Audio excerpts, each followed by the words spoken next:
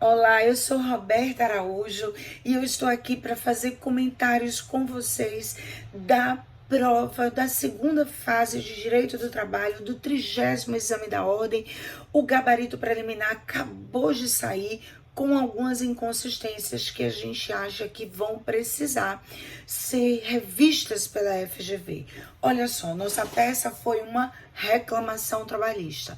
A reclamação trabalhista, dentre outros aspectos, fala que o empregado era o entregador de pizza, levou uma pizza para casa do seu cliente, a pizza entregue foi errada e, em razão desse erro, o cliente ficou tomado por uma fúria e soltou os cachorros em cima do empregado.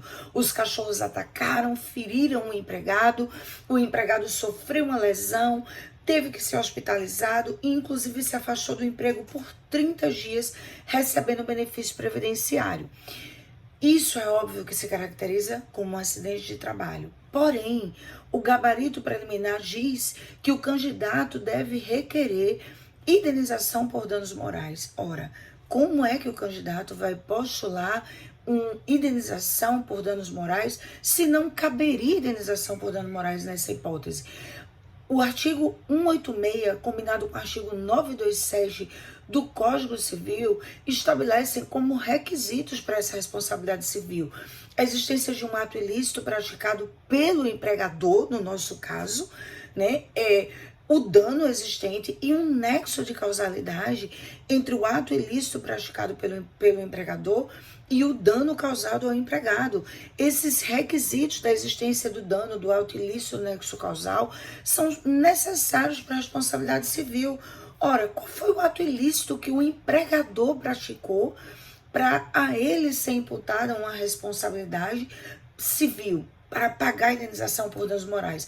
Não foi ele que agrediu o empregado, não foi ele que fez, que soltou cachorros em cima do empregado, ao contrário, isso poderia inclusive ser considerado como fato de terceiro, que é uma excludente da responsabilidade civil. Ainda que se queira forçar o entendimento de que não seria considerada essa excludente do fato de terceiro, ou seja, praticado por uma terceira pessoa, não há qualquer nexo de causalidade entre o ato da empresa e o dano causado. Não foi o empregador que causou o dano. O empregador não tem responsabilidade pelo ato praticado pelo cliente. É acidente de trabalho.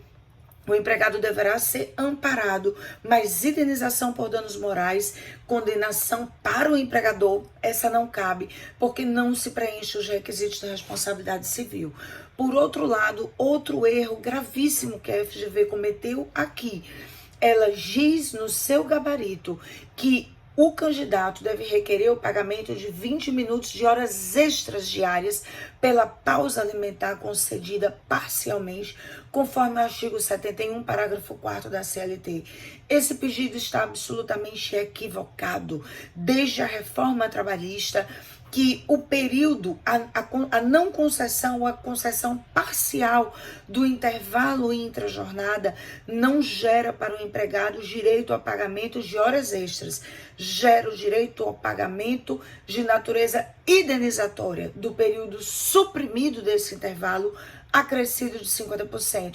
Então, o empregado não pode postular horas extras porque esse pedido não tem fundamentação legal. O artigo 71, parágrafo 4º da CLT, impõe o pagamento que é de natureza indenizatória desse período suprimido de 20 minutos, acrescido de 50%. E uma terceira observação importante sobre essa prova diz respeito à questão de número 4. Gente, que confusão foi essa? Olha, ele fala de um empregado que foi dispensado, o empregador suspendeu o empregado estável por ele ter cometido uma falta grave. O empregador resolveu dar uma suspensão e instaurar um inquérito judicial para apuração de falta grave, mas fez isso 60 dias após essa suspensão.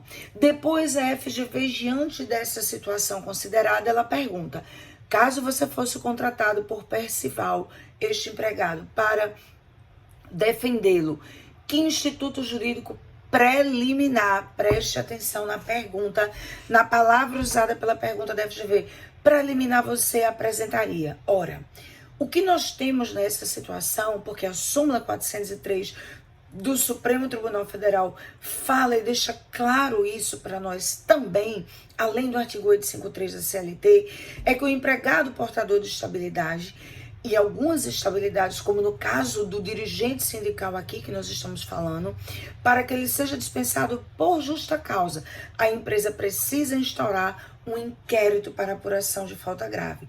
Se a empresa optar, e esta opção é facultada a ela no artigo 494 da CLT, se a empresa optar por suspender o empregado para posteriormente instaurar este inquérito, ela pode fazê-lo.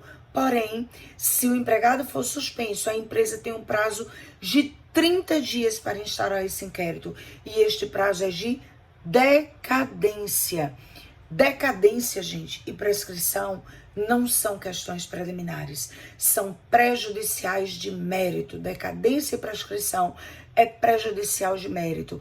Então, quando a FGV pergunta que preliminar deveria ser suscitada, e ela traz no gabarito a resposta, que essa resposta seria a correta, né? A tese a ser suscitada era de que uma vez que o inquérito judicial para apuração de falta grave não foi instaurado no prazo regular de 30 dias da data da suspensão, operou-se a decadência do direito do empregador instaurar o inquérito.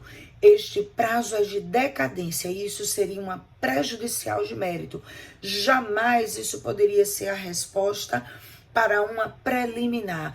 Então, se o candidato se sentiu confuso porque a FGV pergunta qual é a preliminar, e mesmo o candidato pensando, não, eu sei que esse prazo é de decadência, ele deveria suscitar o argumento da decadência, mas decadência não é preliminar, decadência é prejudicial de mérito.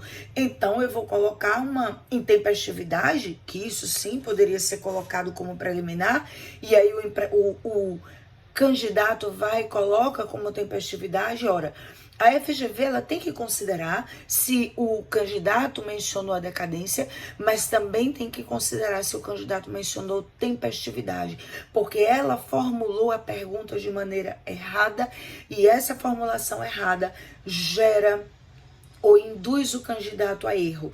3 observações lastimáveis de equívocos da FGV nesse gabarito preliminar que ela acaba de publicar, e nós esperamos que ela reflita e corrija adequadamente esse gabarito de acordo com essas observações que nós fizemos. No mais, nós desejamos que você tenha feito uma ótima prova, vai dar tudo certo, aprovação e OAB nunca mais.